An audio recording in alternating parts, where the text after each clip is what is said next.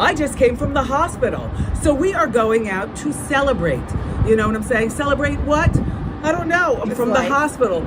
Wendy Williams built an empire on voice, nerve, and truth. She rose from lonely radio booths to the throne of daytime TV, turning candor into a ritual millions counted on. But away from the lights, life carved deep scars. Failed health, lost love, and the quiet grief no applause can drown. Now, with a diagnosis that targets the very gift that made her legendary, Wendy is choosing a different goodbye. This is not gossip. It is a human story about strength, loss, and dignity. What does farewell look like for a woman whose words once moved a nation? The voice that wouldn't break. Before she was a daytime phenomenon, Wendy Williams was a young woman alone in soundproof rooms trying to convince the world that her voice mattered. Radio was her first baptism, cheap apartments, long commutes, night shifts no one else wanted. In St. Croix, the job looked like paradise on paper and exile in practice. Tiny paychecks, empty call lines, and the quiet suspicion that she had made a mistake. She quit, came home broke, and mailed out demo tapes like messages in bottles. Most sank without a ripple. But she kept sending them anyway. What she discovered in those years would define her career. Candor wasn't just a style. It was a survival strategy. When a microphone was all she had, she met it with an honesty that felt reckless in an industry addicted to polish. In Washington and Philadelphia, then at WBLS in New York, she sharpened a new kind of talk. Faster, freer, personal. Gossip wasn't delivered as rumor. It was framed as a civic sport, a communal decoding of culture. She invited listeners not only to hear the story, but to hear her hearing it, reacting, laughing, gasping, pressing. The change was huge. It was common for the majority of the DJs to resort to nothing more than playlists and small talk. Wendy, on the other hand, employed admission as a key, thus unlocking the doors of the others who were keeping them closed. She used to talk about her losses, dependence, or doubt, but not through the soft focus of euphemism. Those instances did not appear to be tricks. They rather seemed like the speaker's hand being extended.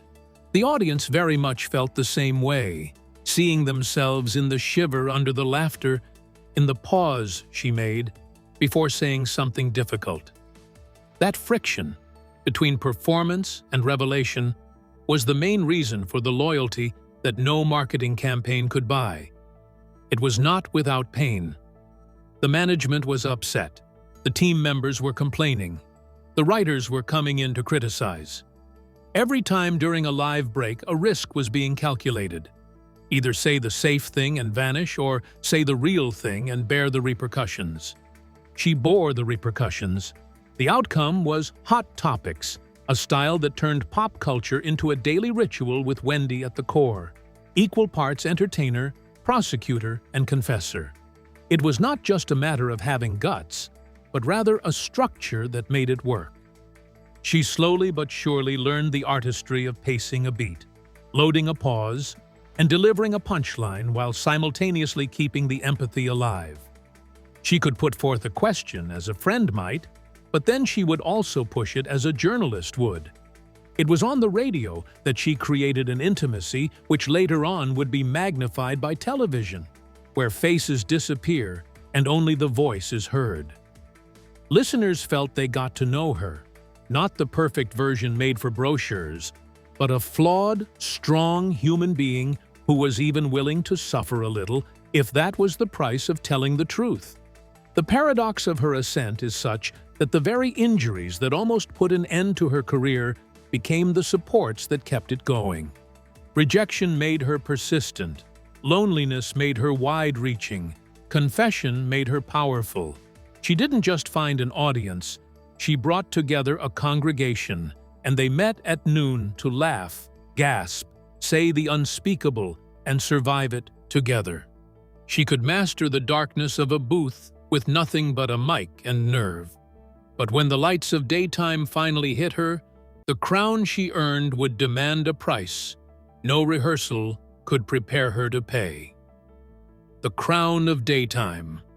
When the Wendy Williams show premiered in 2008, it didn't just add another slot to daytime television, it detonated one. The world was used to hosts who smiled through restraint, who followed scripts that kept audiences calm. Wendy Williams wasn't about calm. She was about being real. Her opening monologue wasn't a warm-up. It was an event. Within weeks, America was greeting each day with her signature line, "How you doing?" It was cheeky, fearless, and oddly comforting, a phrase that managed to sound like both a challenge and a hug. For 13 seasons, that question became the pulse of a nation addicted to honesty. Wendy transformed gossip into theater and confession into communion. Her audience didn't just watch her. They joined her. She permitted them to be curious, messy, and loud. Every camera pan across the crowd captured more than applause. It captured belonging. The Wendy Williams Show wasn't just a program. It was a movement of people drawn to the rare sight of a woman who spoke without flinching. But every crown carries weight. Behind the bright sets and glimmering heels, the work was relentless. 5 live episodes a week meant endless rewrites, fact checks, rehearsals, and costume changes. Wendy didn't coast on charm. She built each hour like a house. The rhythm was punishing. She'd wake before dawn, study overnight headlines, and adjust her takes on the fly. Television may have magnified her success, but it also magnified her exhaustion. Yet, somehow, the smile never cracked, at least not on camera. Her honesty was at the same time her strength and her vulnerability. The producers loved her honesty, but the TV channels were scared of it. The invited stars were getting the publicity they wanted, but they were, at the same time, realizing that they had been interrogated. Wendy was not doing softening at the edges either for fame or for favor. When she posed a query, it was like a dare. Viewers called it invigorating. Critics called it merciless. In any case, it was effective.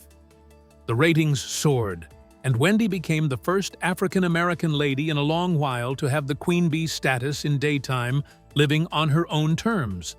Nevertheless, authority attracts weight. Gossip magazines were following her everywhere, analyzing the very rawness that had transformed her into a superstar. Platforms of social media were giving a loud voice to every mistake, and what had been a small slip turned into a widely discussed topic. However, she never retreated.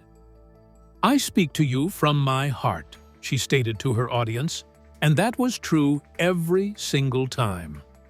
The cheering crowd that welcomed her each morning was not only for amusement purpose, it was for the lasting power. The audience perceived in her the struggle to remain in a world that wanted her quiet. However, it's a fact that queens may not be invincible. Though surrounded by glamour and applause, Wendy's physical state started communicating. Tiredness, shaking, feeling lightheaded, and all that makeup could not cover. The audience was laughing and oohing at her bold comments, while her body murmured that there was a problem. As all artists do, she turned a deaf ear to it and went through another year, another news story, another applause that lasted for a long time. She had turned talk into empire and defiance into art, but soon the cracks behind her smile would widen, and the kingdom she built would tremble under the weight of a heartbreak no spotlight could soften. The break you can't edit out. For years, Wendy Williams ruled the airwaves with unshakable poise. On camera, she looked untouchable. But away from the stage lights, Her empire was beginning to crack. The applause couldn't drown out the echo of betrayal, nor could success shield her from the kind of heartbreak that leaves no script to follow. What began as a picture-perfect marriage to Kevin Hunter, a man she once called her anchor, slowly unraveled into a storm of infidelity, secrecy, and loss that no editor could polish away. The world watched as the rumors hardened into headlines. The man who had stood beside her on red carpets, who managed her show and helped build her brand, was revealed to have fathered a child with another woman. The betrayal wasn't private. It played out in real time, dissected by the same tabloids she once commanded. Paparazzi lenses caught her every step, but none could capture the silence that followed behind closed doors. For a woman who made her living speaking the truth, realizing that her own life had been built around a lie was unbearable. The fallout was brutal. Wendy filed for divorce in 2019, ending more than 2 decades of partnership that had blurred every boundary between business, love, and survival. He was not only her husband, he was her producer, her confidant, the man who negotiated her deals. His departure left her not just heartbroken, but disoriented. Contracts had to be rewritten, foundations rebuilt. She stood alone in a studio designed for 2. The laughter still filled the room, but for Wendy, it no longer reached home. Then, just as the wounds were about to heal, there was another hit. The demise of her mother, Shirley Williams. Her mother had been her silent power, the soothing voice that calmed her amid the storm of life's chaos for years. The death of Shirley meant Wendy had only one person left, who had loved her unconditionally, to confide in and to lean on. The timing was really bad. The breakup of her marriage had already made her lose her point of support. And now sorrow took away her anchor. For the first time, the very person who always gave the words to others' suffering could not find the words for her own. The viewers, however, marked the difference. The intensity that had always been the hallmark of her show was now dimmed. Her laughter that was once natural now vibrated with fear. Episodes that used to feel like victories now felt like long-drawn sufferings. Nevertheless, she appeared week after week in colorful clothing, with wigs on her head, and with humor that only just covered the pain beneath. "I'm still here," was her message to the viewers. The reality, however, was that she was grasping on by very thin and delicate threads that only she could sense getting loose. Wendy was accustomed to transforming life's chaos or messiness into stories and thereby making a living. Yet this time, the hurt was so severe that she couldn't help but tell the story. Nothing to laugh about, no redemption arc, just the quietness of the moments between the advertisements. Editing could not help her. No apology was strong enough to repair it. Her life was disintegrating in the most brutal ways. She had survived betrayal and buried her grief beneath the lights. But the next battle would not come from broken hearts or headlines. It would come from within, as her own body began to betray her in ways even she couldn't talk her way through. When the body says no. For a woman whose voice built an empire, losing control of her body was the cruelest twist of all. Wendy Williams had spent decades mastering the art of presence, commanding rooms, microphones, and millions of eyes. But by the late 2010s, her body began sending signals that no stylist, no script, no burst of charisma could disguise. What began as fatigue and swelling soon became a battle she could no longer hide, a slow rebellion of flesh and bone against the very spirit that had carried her to the top. The world first saw it on Halloween 2017. Dressed as the Statue of Liberty, Wendy stood tall before a roaring crowd, her crown glittering under the hot studio lights. Then, in one chilling instant, her expression froze. Her eyes widened, her body swayed, and she collapsed, live on air. Millions gasped as the Queen of Talk fell before their eyes. Minutes later, she returned to finish the show, her voice trembling as she brushed it off as overheating. But the truth was deeper, darker, and harder to ignore. Wendy had secretly battled Graves's disease behind the scenes, an autoimmune disorder that primarily affects the thyroid and takes away energy even from the toughest patients. The fainting incident was just the tip of the iceberg. Her every day was full of fatigue. The swelling made her look less like the sharp person she was. Her hands that were once powerful in narrating were now shaking when she was holding her cue cards. The makeup could remove the exhaustion, but not the illness. Each episode was a demonstration of her determination, each smile a quiet protest against the pain. Still, she was not going to quit. "The show must go on," she asserted, so it went on, until her body finally said enough. In 2020, she was discovered unconscious at home, and emergency blood transfusions were the only thing that saved her life. The night that was a woman's unthinkable fall from grace. No cameras, no crowds, only silence and the buzzing of hospital equipment had once been hers to conquer.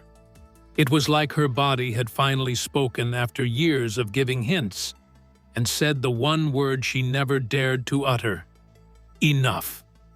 The battle was not over just yet.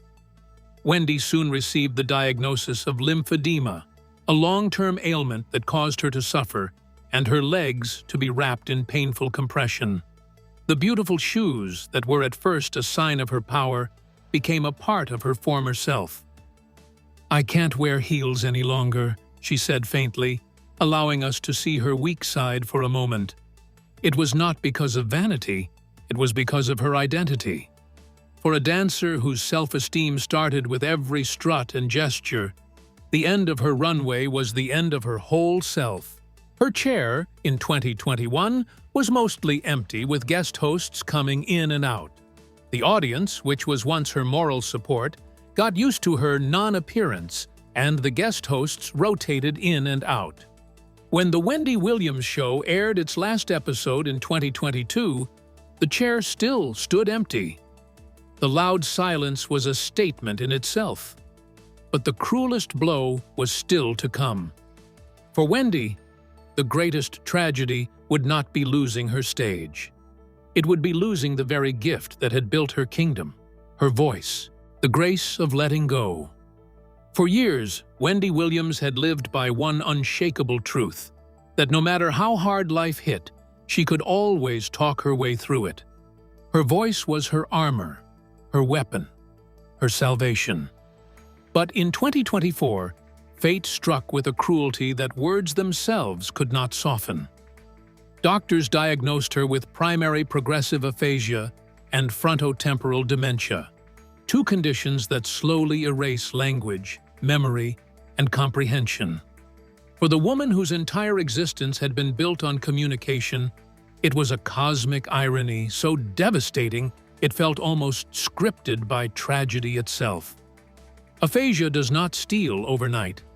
It unravels slowly, syllable by syllable. Some days, Wendy would search for a word that refused to come. Other days, a sentence that once flowed effortlessly would splinter midstream. For anyone, it would be frightening. For her, it was unbearable. To forget names, phrases, even memories connected to her voice, it was like watching the walls of her empire crumble from within. The same voice that had once carried nations of fans was now fading into pauses too long and silences too heavy.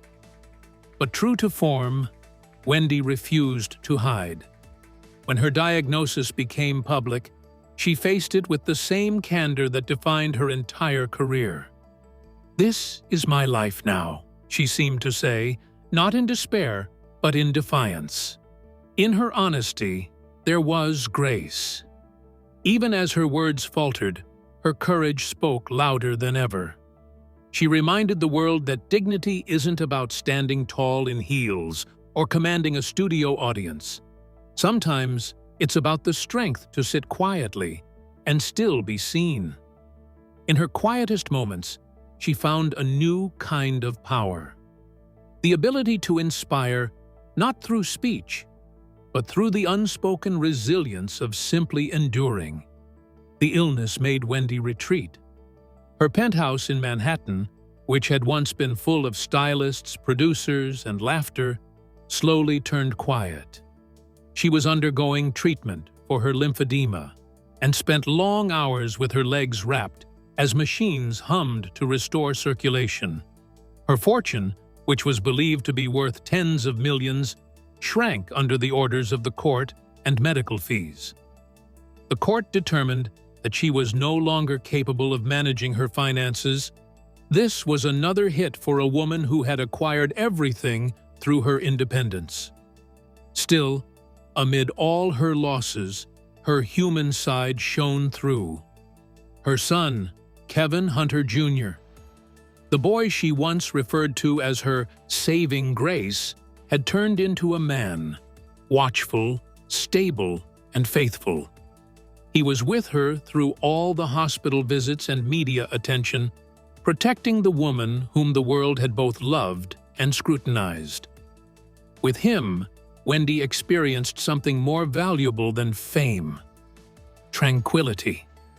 Their relationship became the silent core of a life that had once been dominated by sound. The lady who allowed America to reveal its secrets now gives a softer lesson. Surrender has strength, stillness has grace, and the power comes from knowing when to part.